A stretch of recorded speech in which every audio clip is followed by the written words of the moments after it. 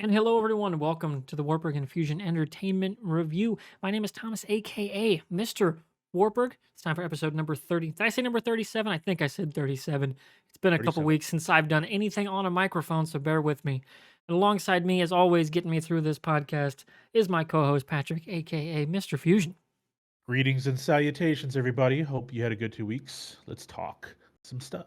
Let's talk content, man. Yeah, we're going to talk about a fair amount of stuff tonight. The big A topic is going to be the Book of Boba Fett finale. Our tail Yep. topic is going to be leading into the Peacemaker finale next week, as we were recording this on Friday, September, or not September. Fuck, like I said, it's been a while. Ooh. February 11th. I don't know where I got September from. Maybe it's because I'm wearing Iowa stuff and I'm already thinking about football. I don't know. When I should be thinking about basketball, because my God, last night was just nirvana if you loved watching three-point shooting. That was crazy. Man, and you know me, I'm a big NBA guy. Yesterday was the trade deadline. Some good stuff went down, man. Yeah, it was great. It was a great day for basketball. For me, Jordan Yeah. Bohannon shooting out of a shooting slump, 10 threes. That's crazy. March Madness is going to be good, man. There's no real cut number one team out there. Man, Clear I cut number one team. cannot wait. Unfortunately, I can't make the Oklahoma City thing work. I don't think. We'll talk about that after the show. To get back to it, Boba Fett Peacemaker. We're gonna get through what we're watching, what we're playing. We got some little entertainment news to discuss. Two major ones, both around like superhero type properties, in regards to streaming that I'm excited to talk about, and then we'll get into our A topic. So, Fusion, let's start with what we've been watching and playing and reading in the last couple of weeks. All right, reading, put all the books and comics down for the time being. Watching, all the new stuff, of course, we'll talk about that. But the other thing was, I decided, I don't know why, but something just, I got a hair up my ass, man. Just wild hair up my butt just to watch 24. I mean, whenever you and I have over the years have had these lists of like TV shows, people on our social media accounts, and like my friends online, we always talk about the greatest shows out there. And to me, Breaking Bad is still the greatest TV show ever. That's my number one. It won't change. But Sopranos is up there. But man, I think about it. It's like whenever I always craft these lists, I always seem to forget to put 24 in there because the first 6 seasons, well, first 5 seasons were amazing. And then after that, it kind of tailed off a little bit. It got, the story, the whole theme of the show kind of worked in really quick. But the first 4 seasons were just amazing, and they're intense, man. Like every episode done in real time, you're just sweating after each. And this was back before the binge era, so Yes. you had 1 hour of fast paced television, and they're like, "See you next week." It's like, wow. Yeah, with the countdown, Yep. of the Yep. call continuing to go. Yep. And Like, it hits 000 right on the money every time, and you're like, I gotta wait another week for this, and it was on Mondays, and if I remember correctly, it was on Mondays, and then it got moved to Sundays, I think, and then it juggled around later in the show's life. But man, like I finished season one, went back, and I just started season two, and it's like, heck, that role, Kiefer Sutherland is a great actor, but it's hard for him to be something else now. I know he's tried and he's doing other shows, but like he's always going to be Jack Bauer, man. At this point, he's always Jack Bauer. It's such a great show. But yeah, playing a little Halo. I'm up to level. My character rank is up to 42 now. Yeah, 42. Been having a blast on Halo, man. Halo Infinite's multiplayer. That's what yeah. I've been up to. How about you? I also just want to chime in before we get to mine. Like 24 is one of the last times I can recall a network show like being that top of mind for everyone, Yeah, right? Like it wasn't just the old people are watching NCIS on CBS, Like it was everybody was watching 24. yeah, And whether it was because you loved the action of it, like the serialized storytelling of it, it was this unique thing that just everybody was fucking watching. yeah. And that was one of the last times I can remember a like like a network type show, meaning from the big networks, really crossing over so many different like types of media. Like everyone was talking about it, watching it. It was the water cooler show, Yep.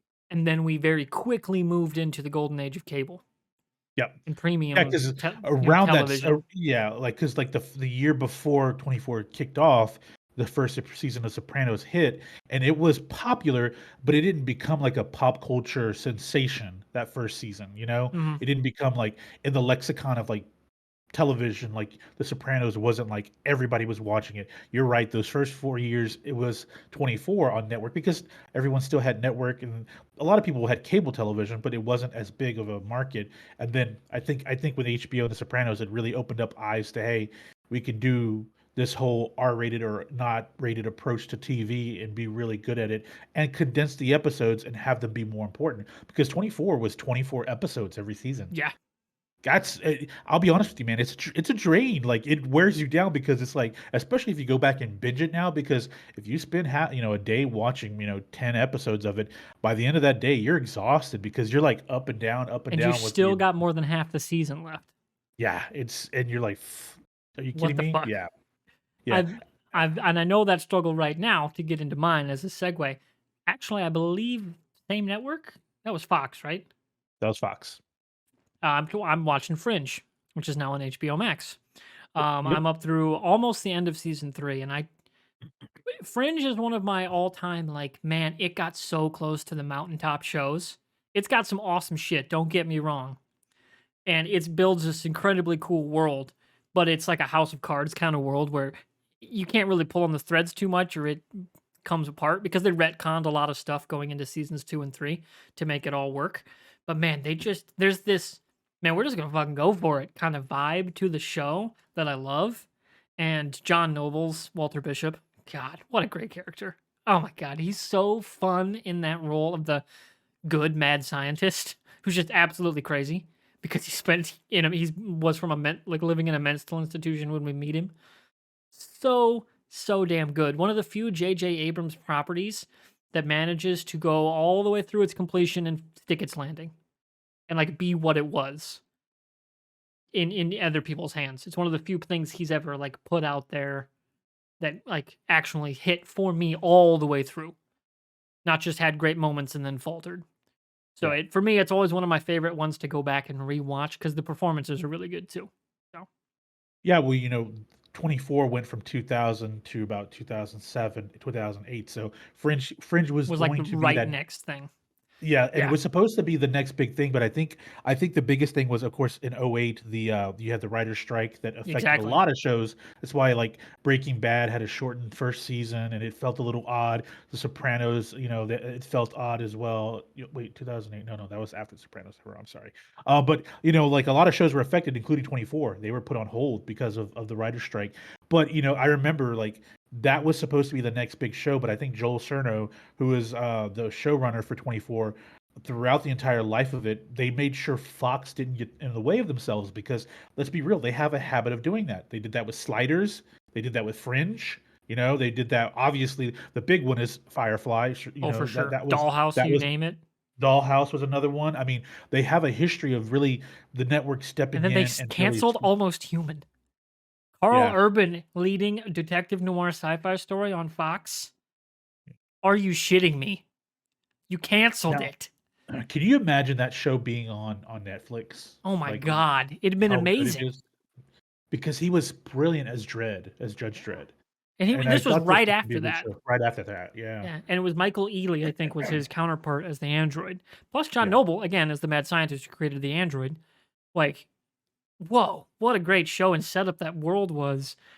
And man, they were getting somewhere and then they canceled it. Like, God. Yep. Yeah, these shows start off really well, and then Fox says, "Okay, we need to do this to keep it profitable. We want it to be certain ways." And I think Joel Cerno and Kiefer Sutherland, who was also a producer on 24, was like, "No, we're not. 24 is 24. We're not going to make it Fox's 24." And that's why it was able to go as long as it did. But then, I think after a while, Kiefer Sutherland just got exhausted from it. And you run out of ideas. But yeah, man, I've enjoyed it.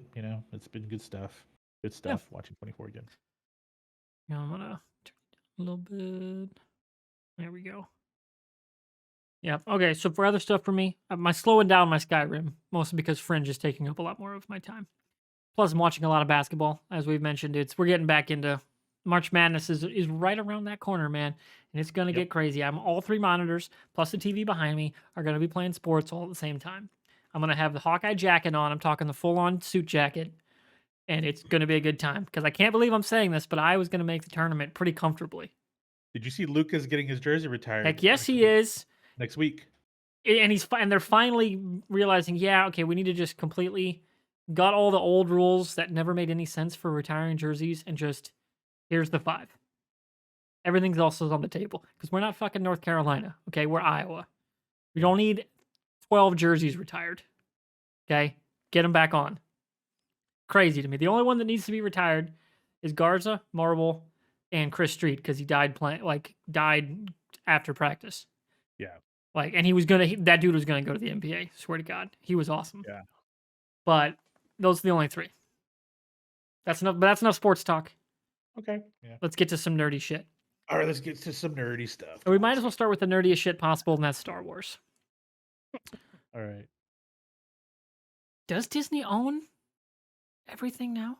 Sorry, Fusion's also double dipping in our chat right now, and I'm like, yeah, does Disney Remember, own? they No, but own who? all- But you also have stuff like where Oh, wait. Person of Interest was on CBS, but it was a Warner Brothers show.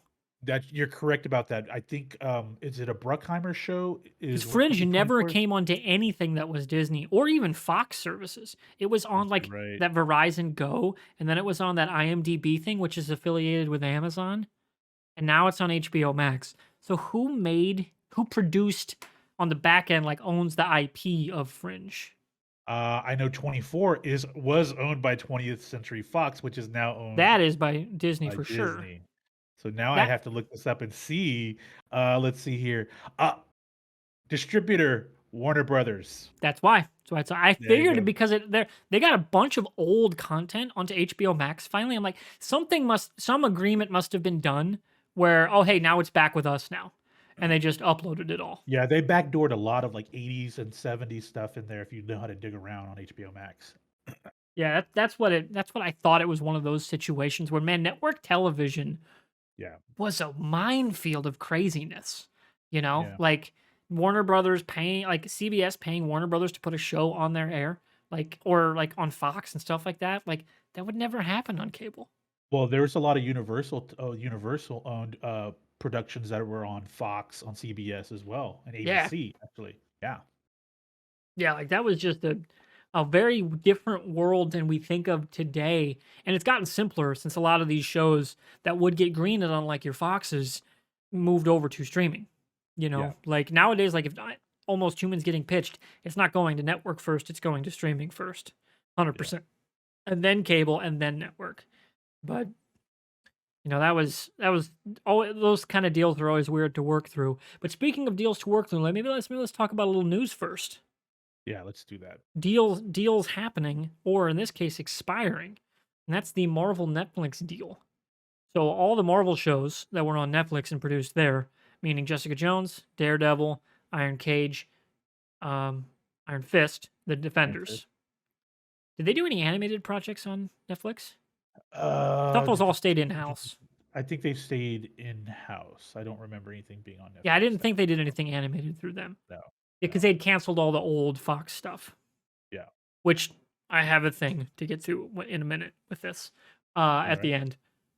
I can't believe they're going to leave it hanging where it was because, man, it was so cool. But so all those deals are expiring on February 28th.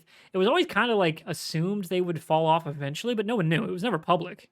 Yeah. So looking back, I follow Eric Goldman, who at the time, way back, a few years ago, was I believe, the television editor for all the reviews and journalistic content on the TV side for IGN and a few different publications, and he's bounced around since he's left, but he's still a really good Twitter follow for industry news and stuff because he's been in the industry for 20 plus years. Him and Matt Fowler do a podcast, and they're always good to follow. It's hey, this is good to explain shit to just random nerds like me. And he was like, yeah, looks like they're gonna fall off. He retweeted his old thoughts on it, and yeah, they're gonna fall off and disappear from Netflix at the end of the month, which means, where do they go specifically for us in America? Do you think they're gonna end up on Disney Plus to house all Marvel together, or are they gonna have to make that decision of, do we start building it out on Hulu now? We talked about this before we even started doing this show. We talked about this. You and I talked about this on the old Rooster Teeth old forums back when they were active. We're talking 2013, 2014 kind of shit here. 8-9 years ago, we were talking about how and we like it's funny because if we would actually dug around and pulled all of the logs, like basically a timeline of what's taken place is exactly what we predicted. Like, it's almost like calling a wrestling match to a T to the pin. We knew exactly like the networks they were going to break up based off of the big networks like Universal, Peacock, all these things, Paramount, all of that. We Warner Brothers, and we knew that was going to happen, right?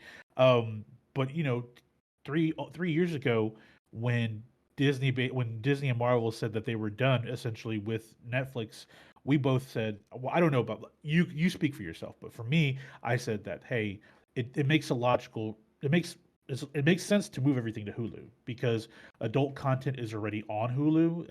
It's known for that.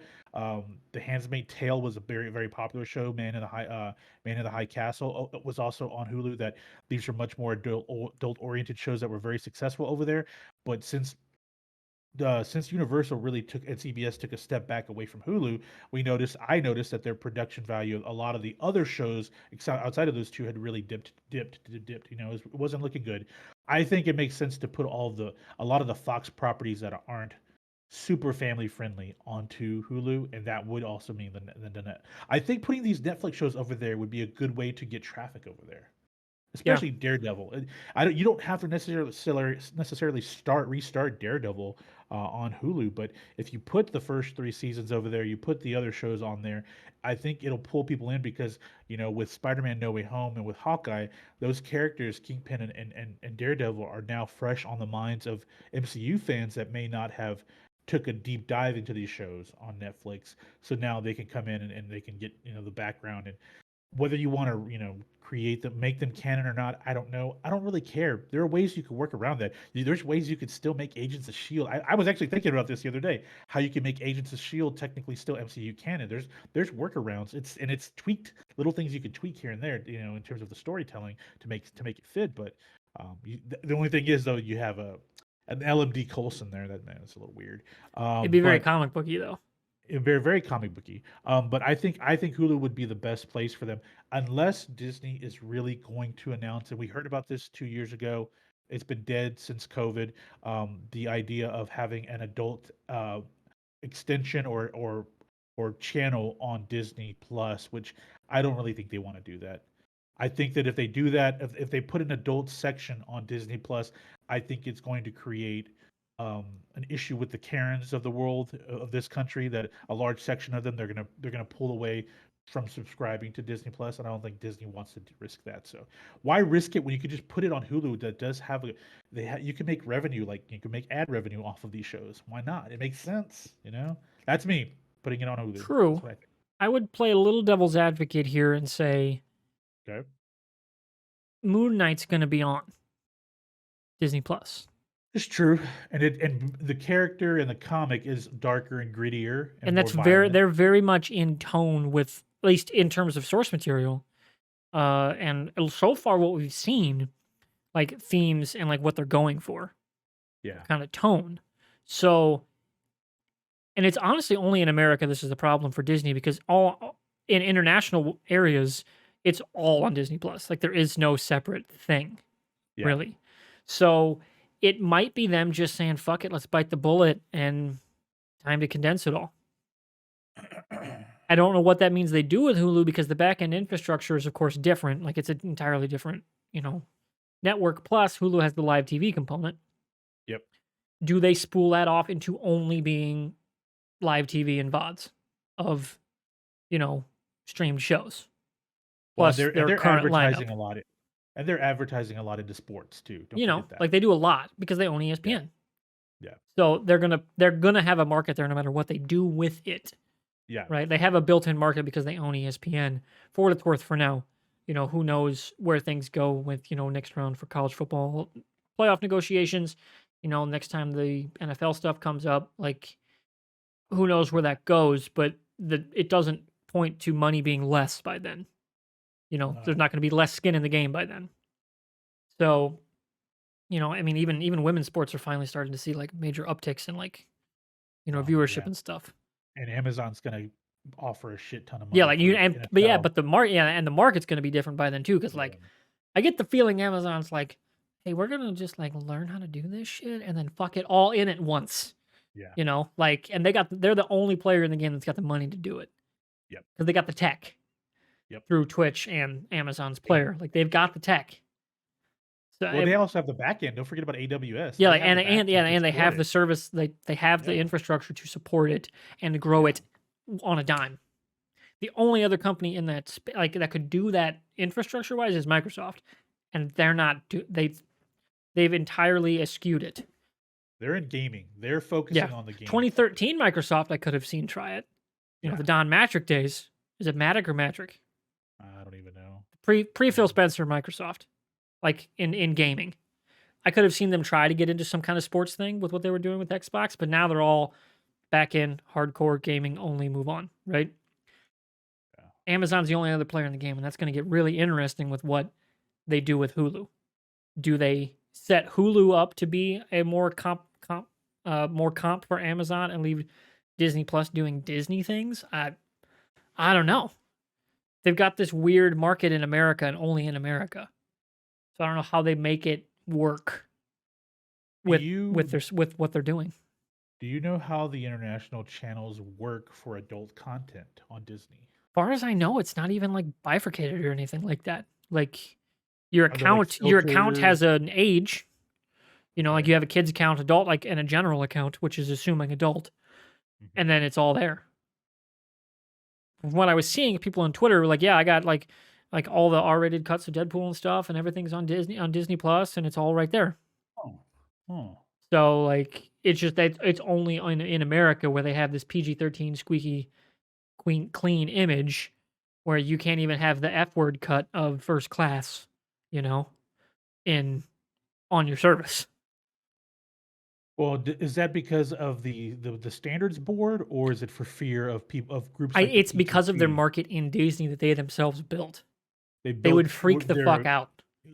you're talking about US Yeah, their stateside US stateside marketing. Yeah. market, like, they Yeah. were digitally altering films from the '70s to, like, crop up people's butts, Yeah. you know? Like, they were remember that one of the girl running into the ocean and they lengthened her hair, Oh, yeah. right? Like, they were doing stuff like that and only in America. Forgot about that. Yeah. So, like, it's one of those things that makes sense for it to just all be on Disney Plus, why wouldn't it? But then it's Disney, you know? I mean, you can't have the Punisher bashing Daredevil's brains in No, on Disney. but you make a really good point because Moon Knight, either it's going to be a PG version of Moon Knight on the Disney Plus network, Or they're going and or I can't imagine Oscar Isaac signed up for that. yeah, because the comic is You like I don't get said, Ethan Hawke for that. it's a much more violent Batman is essentially what Moon Yeah. Knight is, and so yeah, I don't see that happening. It's going to be interesting. We'll know next month when Moon Knight comes out in March, right? Mhm. End of the month, March We'll 30th or yeah, 31st, one of the 2. yep. We'll see what happens in at least in the first episode should have some of that violence in there because you think about it, Hawkeye, Falcon and Winter Soldier, those shows were military based. You'd think they'd have a lot more violence, and they really PG up the violence, the action scenes It on doesn't those have to shows. be again, it doesn't have to be violent to be good. You know, like Falcon and the Winter Soldier is technically fucking awesome. The fight scenes are just so well choreographed. Like, even John Wick's not super bloody, you know? No, I wouldn't say John Wick's gory. Like, it's got some moments that are.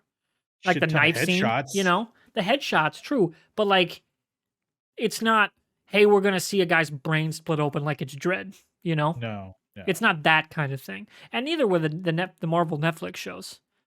They were just, I guess, more real Well, with their violence. that first season of Daredevil was You see the pretty dude brain bloody. himself. He Like brained himself, like, and not only that, and Vincent D'Onofrio brains another guy in his fucking door of his that's Escalade. very true, I forgot about the door scene.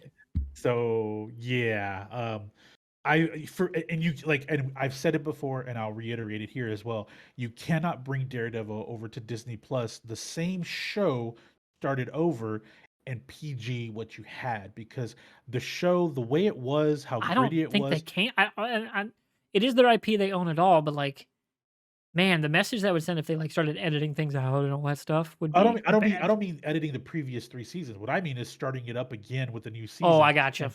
and PGing it up. I It's like, gotcha.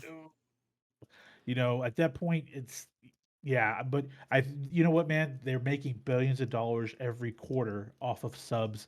This is a big problem, but it's a good problem to have because it means that it's a decision that can really affect your bottom line from a content standpoint. So we have to make the right decision. Do we just say, hey, from a marketing standpoint here stateside, do we just play it safe and say we're not going to put them on Disney Plus, put them on Hulu where we can advertise the shit out of it? You can buy a bundle through Disney Plus for ESPN and Hulu as well, so you still have access through the major bundle, the Disney Plus bundle.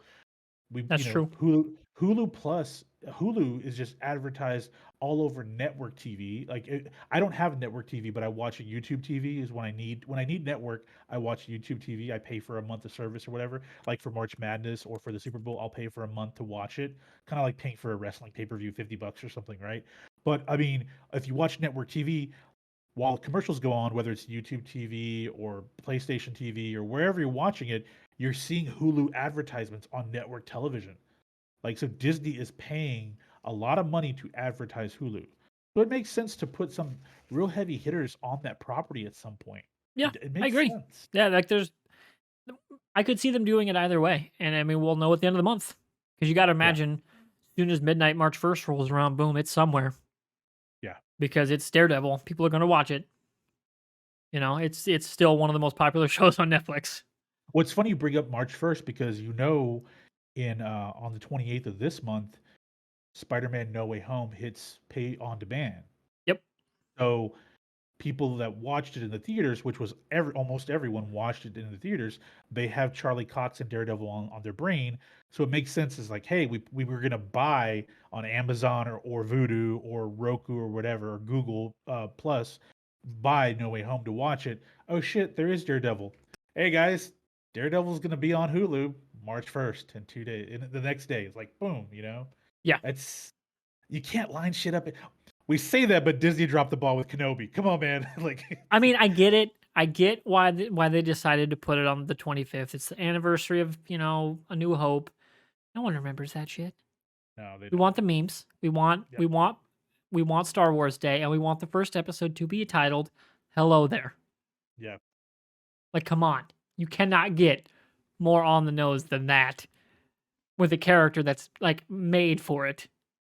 Ah, but still, May 25th isn't like the bad choice. It's a power move, man. Like I told you on Twitter, it's a power move, man. They're doing this, and then at the last They minute, could stealth drop it for Star Wars Day. You yeah, know, yeah, that'd we'll be say cool. they may not do the full. They may just give you the tease of the I'm sure first we'll just episode. get the opening and then into the title and then out. Yeah, I'm sure we'll get that. yeah, something. Probably we'll for sure get a look at Ahsoka. Now that they finally cast a Sabine, I'm sure we'll get something. See that Rosario Dawson's mad that she's not gonna get to go up against Cad Bane now Dude, on her like, show. we'll get into it in a moment, but man, Yeah, but they were so close with Cad Bane for what I wanted. So close. And the part of it intro is was great. part of it is in canon he's an old ass dude. Yeah, introduction But was there's great. narrative issues I have with how they used him. Okay. So But that's all I'll anyway, say for so now.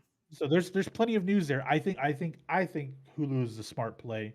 You think differently. You think going the PG route and putting it on Disney or going adult Disney?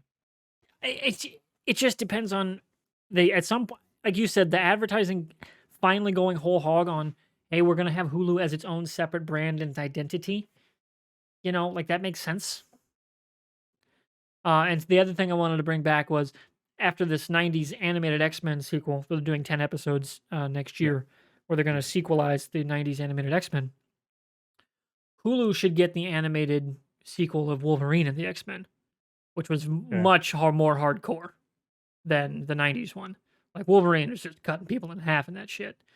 Like, and that Was left off a banger cliffhanger. Age of are Apocalypse. Are you you oh, wait, shitting wait, wait, me? wait. Are you talking about Wolverine and the X-Men, which was a Wolverine and the sequel to X-Men. that was a sequel, that was a It not a was a sequel, but spiritual successor. to X-Men Evolution, right? Yeah. Well, no, it was more similar to that animation style, but it had nothing to do with its story. Okay. Wasn't there at the same time an anime Wolverine that was very violent? That was in Yes, Japan. yes, they Same came around the same time. same time. Yeah. Yeah. Okay. That one needs to be on Hulu. They need to put that on Hulu for sure. Yes, Yeah. because that story was so good of Wolverine and the X-Men. It was an awesome X-Men story. And then it just I stopped. yeah. It was like, I "Oh my don't god. I'm Why?" assuming Paramount owns the rights to the '70s Bill Bixby Incredible Hulk. I'm assuming Paramount does, I or would CBS Paramount. probably. If they don't, that should be on Hulu as well. Like there's ways you could tweak Hulu to make it like an extension Like, they of need the to do Marvel a property. here's all the old movies, like the old TV movies and, like, Yeah. all the old shit. Here you go. It's just all Yeah. there. You Yeah. can binge it all. It's all terrible. We don't care. You know, Yeah. give it By the some way, cheeky here's playlist name. Daredevil. Here's Daredevil, Yeah, here's the things good like that. shit, and then here's the other shit. Yeah, exactly. Okay, well Speaking of that's fair. some good, some bad shit, let's talk Yeah. about Book of Boba Fett. All right, let's go. All right, so Book of Boba Fett is now in the books. It was 7 episodes, which was an odd Yep, number choice. it was. Everything's 6, 8, 10. You know, very odd to get an odd number one now. Like Peacemaker's 8, right? We just had episode 7. So, what do you think of the finale? And then like your big picture, you know, short overview, like 1 to 2 sentences, small paragraph. Sure. What you thought of the series as a whole? Um, not the best series was essentially Mandalorian 2.5, and I think where they failed was giving Robert Rodriguez too much control early on. That's really what it felt like. And then when we got to the Mandalorian episodes, it felt much more like a Filoni Favreau production. I say that, but Favreau did write the entire season for Rodriguez. Correct. Um, so I can't completely throw Rodriguez under the bus there, but then he took over and directed. Rodriguez did the last episode. There were moments where it felt like a good Star Wars story, but it fell on its face in a lot of regards. You'll see the mods, like that stupid scene with the turnaround shot, that was really weak and dumb. But there were moments where I thought it had potential. And we'll talk spoilers. Cad Bane's death was a little weak for me. I did not like that Yeah. either. There's a lot to be answered now, and I asked you this sidebar after watching it. There's a lot of questions that you have that are asked now because technically all sectors of Tatooine are now uncontrolled by gang leaders. So obviously Tatooine is open up for for business from other bosses or other gangs or the criminal organizations in the galaxy or in the galaxy. So it makes sense for that to for there to be more fights. Do the Huts come back in? There's a lot of questions for me to ask there, but I really think that where they dropped the ball was that they try to create emotion with the Boba Fett character, and you really couldn't get it outside of the Tusken Raider flashbacks.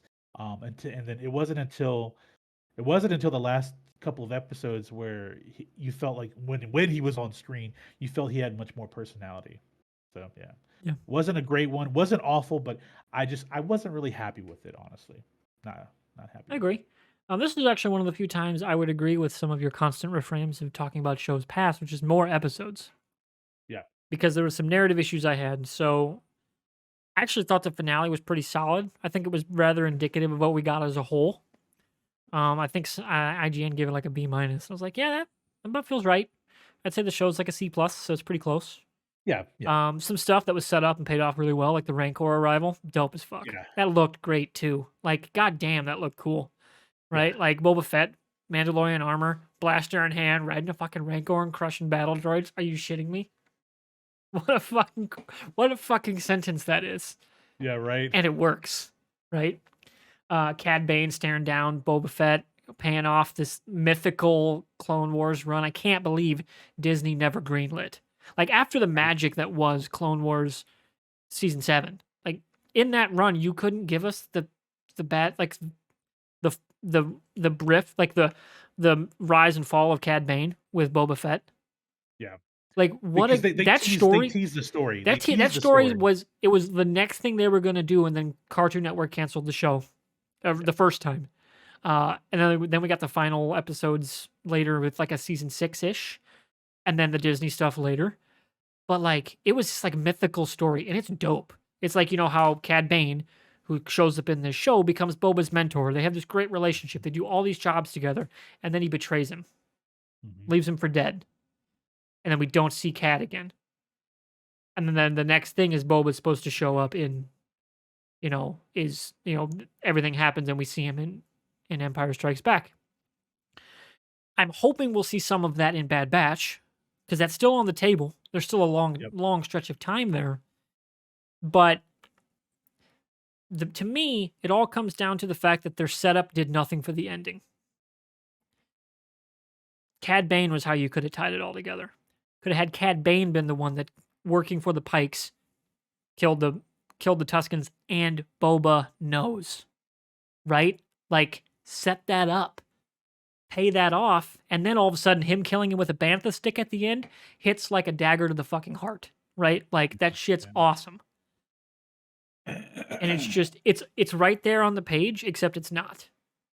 It's one of those things where you can see it and you're like, oh, that'd have been dope. And they didn't do it. What I feel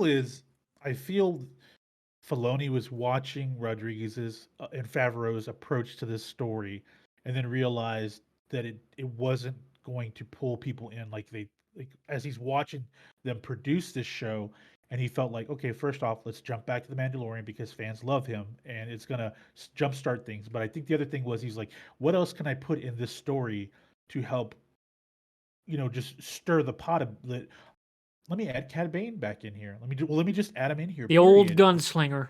Yeah, let's just put it in because we have Cobb Vanth. We've established the whole Old West and Tatooine approach with Cobb Vanth being there. Okay, let's have a scene. He did Vanth dirty. Yes, Chris, I admit that. Like, he did him dirty. They didn't kill Timothy Oliphant. He's the one in the back to tank. You think so? Oh no, 100%. That was Timothy Oliphant. He's got the goatee. I didn't even notice. Oh, post credit scene. It's Cobb Vanth. Like, it's Star Wars. They're not killing Timothy fucking Oliphant. Especially off screen. It's not. It's Timothy Oliphant. Yeah. Even Star Wars isn't going to kill that dude right now. Like, Justified's right around the corner for a sequel series. They're not killing that dude. Yeah, there was. I really think that I think it really felt like at some point Filoni stepped in on the back end of half of the show and said, "We need to just stir the pot a little bit," because it just felt like it was. And you and I said this for the first half of this up until episode 4, it droned on. It droned on. Like, when episode 4 feels like it should be the pilot, that to me shows like a retool, like a reset of, hey, we gotta pick this shit up and get to the actual stuff. Yeah. Like, another show that did that for me, and it's nowhere near on the level of the show, it's entirely guilty pleasure trash, but like The 100, episode 4 feels like almost like a bit of a retool. There's like some reshuffling of a lot of parts in the various different parts of their story, and then all of a sudden it clicks. It wasn't working, it was cringy, and it works. Don't know what it was they tweaked, but it worked. Whereas in Boba Fett, it's overt. Like, you feel, oh, pick up the fucking pace. Like, there's like a guiding hand saying, move fucking faster from the production side. And shit gets done. Like, he gets, they break into the palace. They get the ship. They get off Tatooine. Boom, he's got the armor. We're moving the fuck on. Right? Which to me feels like there was some behind the scenes. Oh, we're going to rework what we're trying to do here. Not that maybe Mando showing up wasn't ever part of the plan. Probably was. But not such a significant character. Like his own episode. Like, completely his own episode. Yeah. And who knows really what that's all going to turn out to come from. Like, maybe this was the whole plan. Like, maybe this was the plan all along. Which would be weird. Because, man, that opening has absolutely nothing to do with the ending. Like, beyond him using the stick to, like, protecting his found family, who we don't even really get to know as people beyond Fennec Shand, and a criminal underuse of Ming-Na Wen. Are you fucking kidding me? Yeah. What does she get to do? Like, man, she gets like one good scene in 3 episodes. Like, come on. You cannot keep doing this to your dope fucking cast. She was much better represented in Bad Batch. She was even better in the fucking Mandalorian. She got 2 episodes there. The 2 episodes, like, come on. Yeah. Sorry, I'm just a big fan of hers. No, you're right. There was just a lot of cool shit not happening. I'm going to be, it's not controversial, but I'm going to be somewhat polarizing in saying that, she's a much better actress character actor than Gina Carano is in anything, and Oh, that's not even a contest. they made Cara Dune a much more likable character in The Mandalorian than they have with Fennec Shan here in Boba Fett. And You she's know? supposed to be the fun one off of him. Yes, yes, exactly. And because we had talked about this, like there were scenes where in the first half of the season where they try to make it like a lighthearted moment between the two, and it just really But they're fell on both its playing face. stoic badass. Yeah, yeah, Like, you don't get to do that. You can do it with two Mandalorians if one's not taking his helmet off. yeah. And yeah, Boba was taking his helmet off every other And that's fine. scene. And that's fine. I actually appreciate the whole fundamental like religionism of Mando, like Din, Okay, right? yeah, Versus someone like Boba who just it's his armor, it was his father's armor. He's not a Mandalorian, he's just a Fett, right? yeah, yeah, Whereas like the Mandalorians like Bo-Katan, they're the traditional like historical Mandalorian that we know of, yeah. in there. But you can do it with Boba and Din because only one's a Mandalorian, right? Like weapons are Well, part of his religion. technically, both aren't Maybe not Mandalorians anymore, right now. which I loved that. Like Mando, Yeah. like that Mando episode, Return of the Mandalorian. God damn, give me just a movie of that. It was awesome, right? Like just they were just building a ship for 10 minutes, Yep. and it was great. It was like we're doing nothing, right? And it's still great. Whereas like in Boba Fett, we're doing nothing and it's not great. Yeah. Speaks to characters, right? Like dialogue. I I'm Wookiees are great, but they don't talk like humans. So they need someone around them who is human and interesting, right? Chewie had Han and Finn and Poe. Interesting, fun characters. Black Karsten, great character. I'm pretty sure it's Karsten. I think. I didn't write it down or type it out because I'm on a note sheet. There you go. But great character. He was awesome in some great moments. The mods. The mods. They feel like they're Coruscant rejects. To me, it feels like it was Robert Rodriguez trying to be hip. That's really what it It's like, felt ooh, I like. played Cyberpunk. Yeah, exactly. Like, hey, what would go differently in the universe far, far away? Okay, well, we obviously have modified humans because we've had Well, that. and we see it in the Obviously, Clone Wars. Like, yeah, you see that aesthetic is there in the Clone yeah, Wars. but the colorful Yeah. bike riding Compared to approach the was, fucking like dusty ass sand that's gonna ruin everything. If you're a biker, you're not building a bike like that in fucking Tatooine because it would no, be destroyed in a day. yep. Right? Like you're not making show bikes on Tatooine. You need shit that's not gonna get rusted as fuck once sand gets through everything. It just and then after they're introduced, they're brought into Boba's fold. I think they just really like, with Sophie Thatcher's Drash character, they didn't do a good job of giving enough depth for them. Like what's their motivation other than he wants to help most what is it, the Mos city again? Espa. Most Espa. He wants to control, but he also wants to help Most Espa. Okay, after being completely against authority, we're gonna follow authority. Like I just okay, why? I need to know specifically what is their motivation for being there and sacrificing themselves. We didn't get any of that. We really didn't. Yeah. I needed more in order. I don't Like hate they the say, mods oh, for it's the our most part. town, but like we Yeah, don't feel that. You don't feel but part of this town. no, but they were also part of the town, but they were also the ruffians in the town, right? The disturbing the peace kind of people in the town. Okay, well, why are you now helping provide law and order to the town?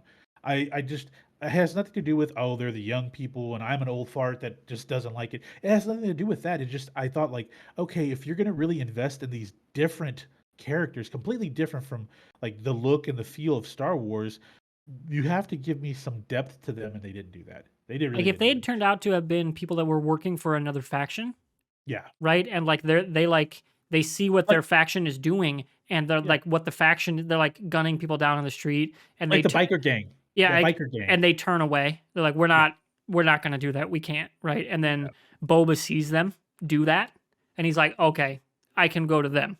yeah. You They know? have morals. Let me work with these guys. Like Yeah, that would be a thing where it's like so like that's my thing with like motivation is another yeah, key part here with your Book of Boba Fett character.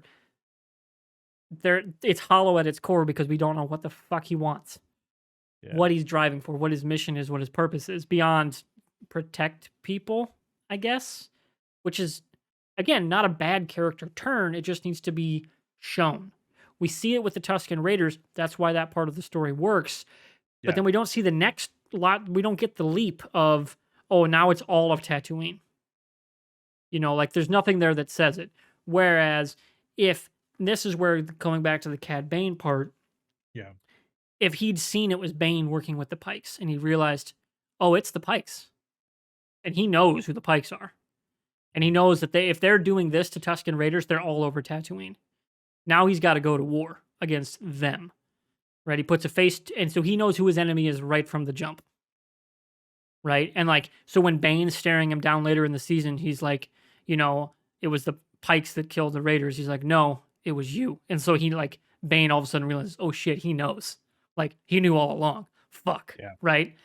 That's not there. And then from it being the Pikes, he goes to try to see what else the Pikes are doing, and that's when he leads to the factions fucking up Mos Espa in Jabba's old territory. He sees what's going on, and he sees this faction of mods that are like turning away from their boss because their boss is doing some bad shit, and then Boba saves them, Yeah. right? And then that makes there's their bond. They're connected, right? Dope. And that would have been great to see. Yeah. That would have explained a lot. And then nothing, and then a lot else doesn't really need to significantly change in your structure.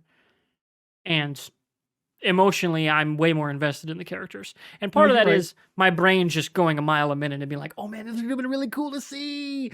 Too bad we didn't. But Well, because in the final confrontation between Cad Bane and Boba Fett, Cad is telling him, "Look, you killed people, you murdered people, you did a lot of shitty things in your life. Why are you this good guy now?" And Boba doesn't really answer him. He doesn't really tell him why he decided to. What's with this change of heart? Like what is that? And you're right. I think that's what I think. Like we both saw that. Okay, why go after Bib Fortuna and take over Jabba's territory? We kind of think, oh, we both saw the episode like, okay, it's a bit of a revenge factor because Slave One is in their garage, so to speak, and it's like I'm the way they just left him there, right? There's a bit there, but overall, yeah, it just felt like, okay, so the Tusken Raiders are what helped him like open his eyes to say he's all about caring, being a community guy. I don't. It's like they got even him at most of the way there, but yeah. what What was fully, the yeah, what got him over the ledge? Like, what pushed him over that ledge? We never really see or hear why that happened. And if they do another season, there's just so much more story that goes in different directions that we don't even get to come. I'm sure they might not even come back to that, but I don't they know had if they 7 do. episodes. I don't think so either. I think I think Mandalorian is it. I think they've left the state in a world where we'll see it in the background. Yeah. It'll show up in an episode of something. Obviously, The Mandalorian. There are gonna be callbacks to Mando. Yeah, and then that's it. I think we're mostly done, especially because he's getting not that like you're in armor. I mean, you can look however doesn't matter. I mean, it's not like Oliphant's getting much younger, but it's also how he's aging too. But I think this part of the world is done. I think people are just really done with Tatooine. Yeah. Like I said that last episode. I'm done. I'm tired I'm of also Tatooine. done, and this is a more esoteric, like big picture conversation about entertainment in general, not just Star Wars, though Disney's got a stupid hard on for it. Yeah, let's digitally recreate an actor and his voice instead of just recasting the guy. So let's talk about Luke Skywalker. Okay, let's talk about the penultimate episode because we weren't around for that one as Yeah, well. we didn't do that one. Oh man, we got Ahsoka, which was great. Oh yeah, always great to see that character. Ahsoka's the best. Rosario Her and does a Cad good Bane, job. 1 Yeah. and 2, best things to come out of the Clone Wars. Um, you know, I thought in the season finale of Mandalorian, I thought that the CGI wasn't they didn't do a very good job of the CGI. They obviously changed because they got a guy that goes onto YouTube and It looks good. does deep fakes, and he does a really good job with deep fakes. He fixed the Mummy Returns with the Rock's character, the Scorpion King. Like he fixed it with deep fakes. It looks like believable now. So they actually hired somebody from the internet to fix their shit. Looks good. I agree with you. I think we need to move away from that. Sebastian Stan of Not course even it's a just, not even specifically him. He gets fan casted, but like Right. an actor should have that job. Well, I mean, but you think of all of the big name actors, he looks a lot Oh, like he Mark looked. He's. Don't get Hamill. me wrong. He'd have been perfect for it, Yeah. but on like the Deeper bigger voice, scale, would it'd be a make different. But he could different. he can you can alter your voice. Yeah. Like you look at like a guy like Misha Collins. He's way higher than he talks on Supernatural. Yeah. His voice gets low on Supernatural, like to the point he almost fucked up his throat. Like Yeah, I actors think do we that need to all the move away from time. that. I think we need to move away from having the CG Mark Hamill CGI improvement character. We got to move away from It's that. cool It's time. tech. Don't get me wrong. Do it for one-off cameos, but for like significant roles, just cast a person. Like me, I have like a moral issue with, hey, we're gonna just digitize young Mark Hamill's voice and it's just gonna be there forever. That Yeah. means no one's ever gonna play that character again. No one's ever gonna do it in a video game again. No one's ever gonna mocap it in a video game again. I You think know? they really backed themselves into a corner with Carrie Fisher. Like they basically said for the Rise of Skywalker that they weren't going to, and they ended up doing it anyway. They weren't going to CGI recreate her for the Well, entire they did film. for Rogue One. No.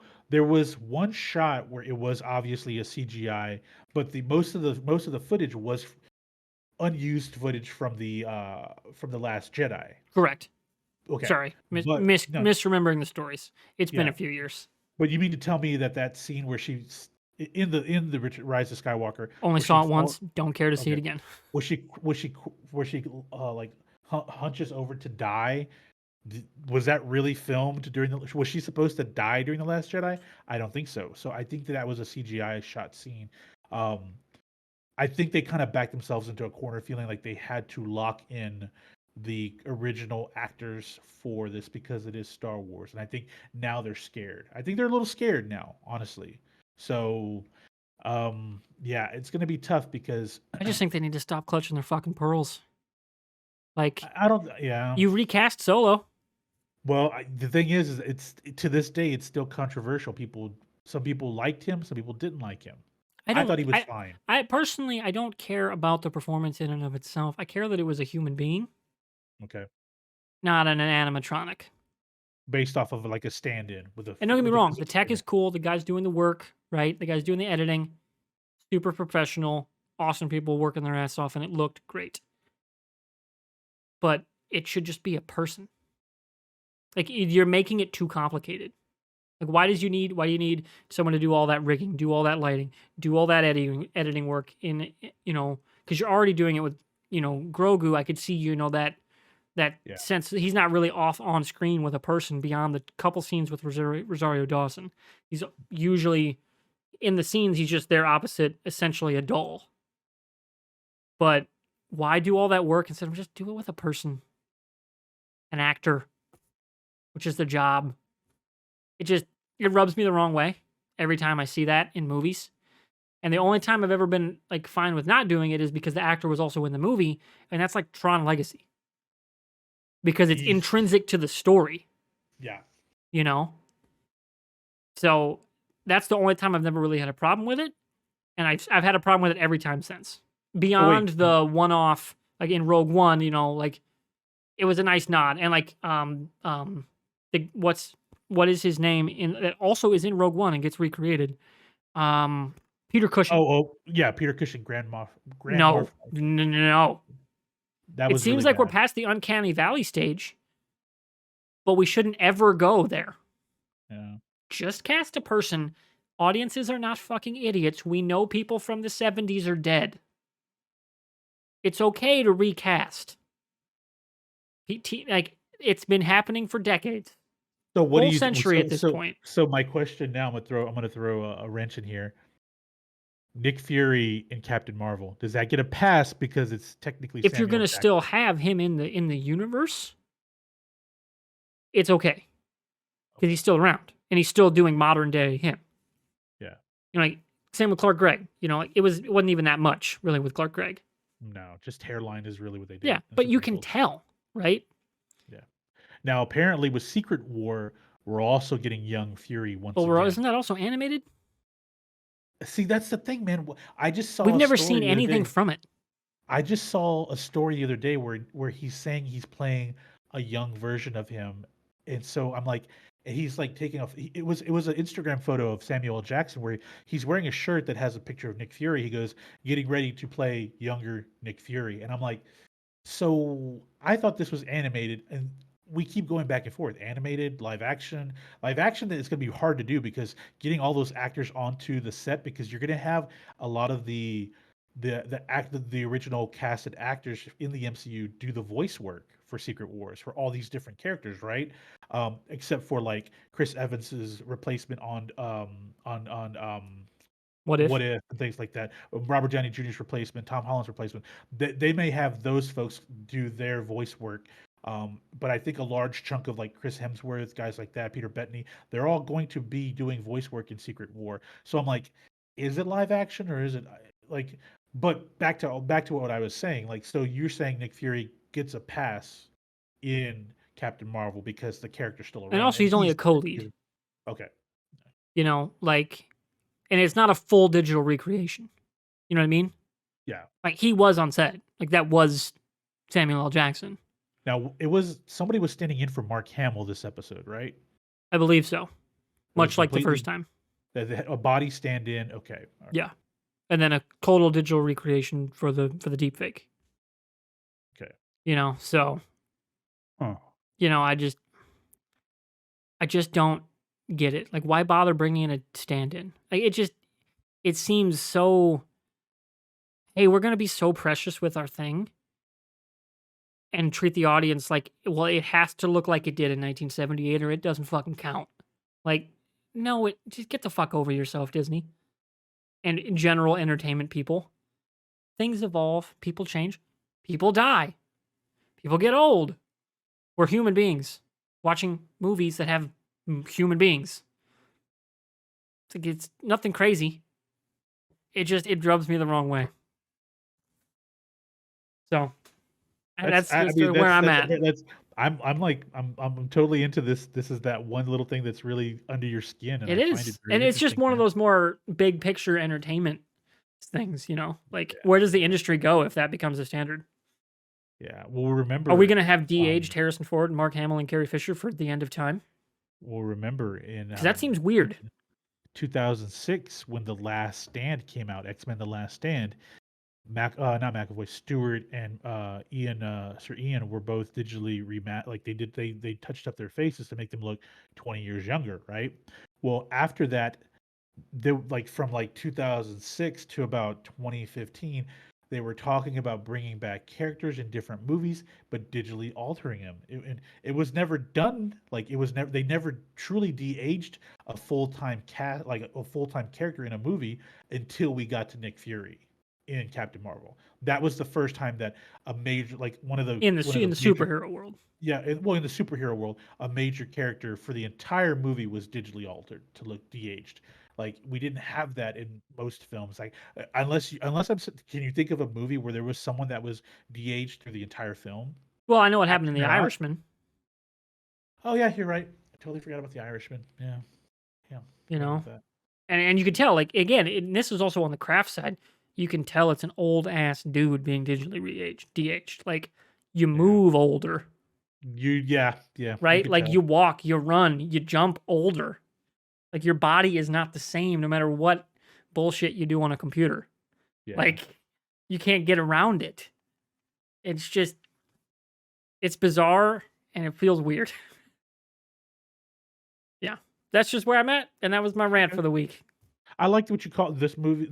That Book of Boba Fett was a C plus, a Yeah. TV It show, felt like a C and plus series. I'm okay with that. Yeah, I believe C plus sounds about right. Yeah. Yeah, Some redeeming stuff, some cool stuff. You know, hey, Boba Fett riding a Rancor. Yes. that was really Him fucking and cool. Dim teaming up and just fucking jetpacking around like fucking Oh, bosses. bouncing around. Oh, that was awesome. Yeah, Fucking knee rockets coming up out of nowhere. Yes. Oh, like that shit. That felt like his appearance in episode 4 or episode, like, I think it was 6 of season 2, Mando, yeah, when he shows up in the armor for the first time, just laying waste to storage troopers. Like, That felt like this. That was the first time this show felt like that. And that was directed by Robert Rodriguez. Like, there's just this weird disconnect of what we saw and wanted out of Mando season 2 with Boba and what we got here. Yeah, but Filoni and Filoni and Favreau co-wrote Mando Correct. together. Yes. This was Robert Rodriguez with episodes written by Favreau. Yes. So I think, and then of course it almost really sounds like Dave Filoni's the secret sauce of Star Wars, which every fan has known since the Clone Wars, Disney. I'm sorry, but he's that dude. Kennedy. He is that dude. Yep, he is. He is. Like, just give him all the keys. He wants to like just cuddle with the Star Wars IP and pet it. But do dope shit like love fucking it cut Darth Maul in half and give him spider legs. Like, what? So cool. I mean, okay, some of that early stuff was Lucas, and that was Lucas what always wanted to do with Darth Maul, which is rad as fuck. But man, Filoni learned from the master and then learned how to surpass him. Yep. Okay. Give that man everything. Do we want to talk about Peacemaker? Let's do it, man. I know the finale is next week, but let's talk about just briefly what are your thoughts so far with this show? How about this? We are at, put on my timer, so we stay under our usual. All right, let's do that. We are at about a minute 3-ish. Maybe more like, we'll say like a minute. We'll say like, sorry, I'm not a minute. An hour flat. We'll say 10 minutes tops for this. Okay. All right, let's do it. The Peacemaker, the finale is next week. We're on episode 7, which was, I believe, Stop Dragging My Heart Around, which I love all the rock song, hair metal song puns and wordplay they're going with their song titles. You know, like Mern After Reading was a great one, you know? And of course, Stop Dragging My Heart Around is the song title they're talking about. But the dragon, White Dragon, Peacemaker's dad. Damn, that was a great penultimate episode. Are you kidding me? That was fun. Was that really like did you feel like a sense of just a release of tension when they faced off? Yes. Like, which is great because they both kind of suck as characters. Yeah. And it works. Like, it speaks to how just dementedly good this show is maybe the best 2 words I could give it. Dementedly good. Like, it's fucking bizarre and out there. But man, like, Peacemaker going off against his white supremacist dad. Oh, so cool. Yeah. Great times. Yeah, man. Great soundtrack, great acting. There's never a wrong time to rock. There's never a wrong time to rock. Great one-liners in this show. Just fucking great one-liners. Like when spoiler, when he fucking just shoots his dad in the head, like square in the head, Vigilante just like, hey dude, everything all right? Yeah. Like, now's not the time. Like, no, now's not the time. Like, Vigilante's character, there were times where I wasn't going to like him because I thought he was going to be a pain. But, like, when he is a pain, he's fucking funny. Like, it's just, he's so clueless, but it's hilarious because he goes from being this clueless kind of goofy guy to just being a fucking ice-cold murderer willing to kill anybody. And which is what we thought Peacemaker was going to be until we really find out that he has a much more, he has more of a moral compass than we actually thought, you know? Which is great because like he's closer to the Punisher. Yeah. You know, than he is anything else, as opposed to a straight psychopath. Like Vigilante presented here is closer to Moon Knight. Yeah. You know, and as opposed to the Punisher, which he's, you know, sometimes gets compared to in the comics. Like Vigilante in the comics is basically the Punisher. Yeah. Right? But it gets weird based on the iteration because, like, man, he sucked on the Arrowverse so bad. God, what a whiff. What a whiff. They used Adrian Chase super well, though, as Prometheus. Like, what a great swerve that was. That was so cool. Yep. That was one of the best villain reveals I've ever seen, was that right there, which is crazy, season 5 of Arrow, like that they pulled it off. But back to Peacemaker. Show with, I didn't imagine every character I was going to like, of all of the main heroes, at least. Sure. You know, like, I knew I'd like be in for Peacemaker because John Cena's very underrated. And he's got a lot of heart when he's like going through the emotional stuff. And the writing's been perfect for this character. Like, it's clear James Gunn just gets exactly what he wants with this character. Right. In a way that perhaps Favreau and everyone else didn't with Boba Fett, you know? They get the world, maybe they didn't get the character. Whereas in this case, it's all the character. Like, Gunn just fucking knows where to go. Yeah. And like Adebayo, Economos,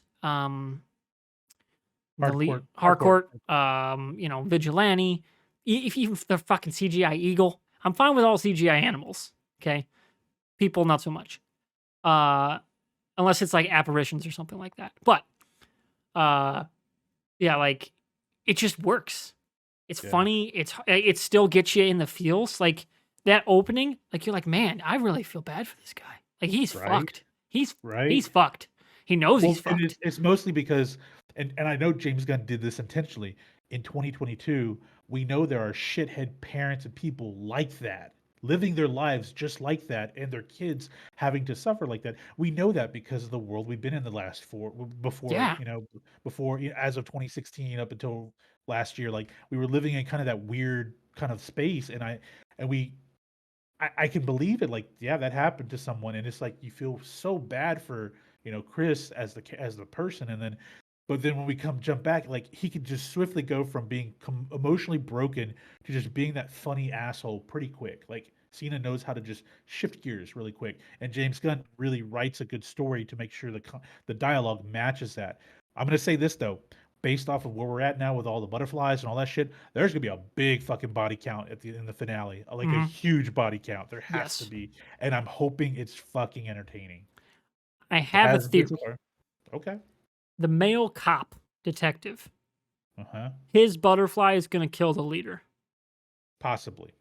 because he seemed like genuinely like he knew or that was like friends with or something with Mern's butterfly, Mern's butterfly. Yeah. and was like shocked. You just killed one of ours. Like stunned. Was like, okay, I think he's going to show up. Everything's going to go down, and he's going to like shoot the kill or like blow up the teleporter or something to like scatter it across the cosmos and like Yeah. kill his own people basically. Like in a, hey, look at what we did to this world. We can't live anymore kind of stance. That's my theory.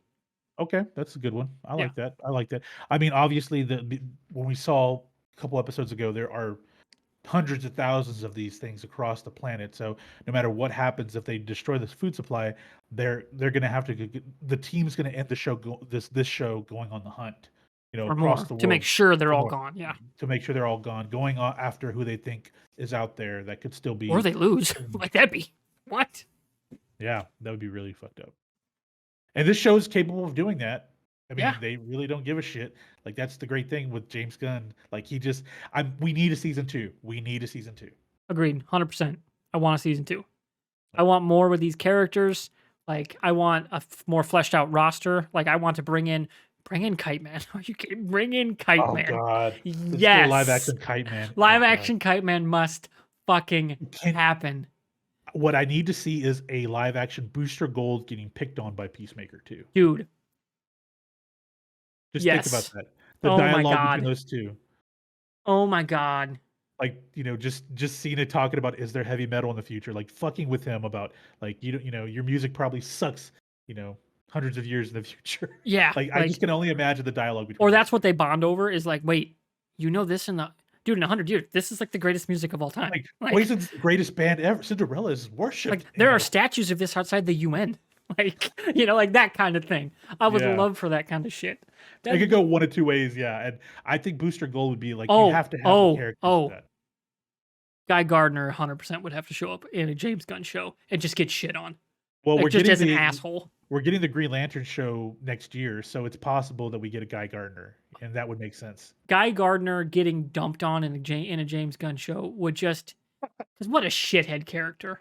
It's a fucking horrible haircut, just an asshole Just personality. Yeah, like the definition of a shithead.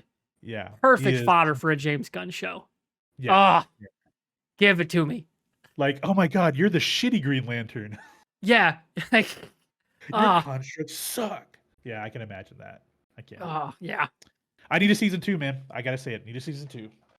Gonna be a fantastic ride. I can't wait for it. Speaking of next week, specifically after that finale, we're gonna have a one-off episode about that finale, much like we did tonight, mostly about Boba Fett, plus random news of the week.